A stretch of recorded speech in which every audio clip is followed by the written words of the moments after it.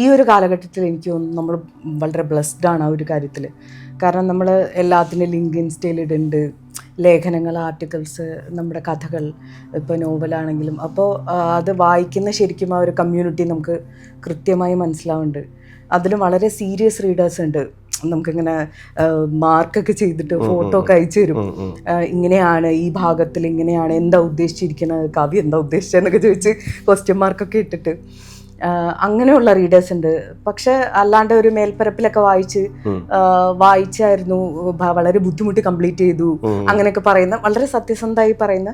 പിന്നെ ആർട്ടിക്കിൾസ് ഒക്കെ വായിച്ച നമുക്കിങ്ങനെ മാത്രമല്ല ട്രോൾസ് ഒക്കെ ഉണ്ടാക്കുന്ന, ട്രോൾസ് ഒക്കെ ഉണ്ടാക്കുന്ന നമ്മുടെ ഫ്രണ്ട്സ് ഒക്കെ ഉണ്ടല്ലോ. അപ്പോൾ അങ്ങനെയുള്ളവരൊക്കെ നമുക്ക് കറക്റ്റായിട്ട് ആ ഫീഡ്ബാക്ക് തരും, ഓൺ ദ സ്പോട്ടിൽ ഒപ്പം കിട്ടും.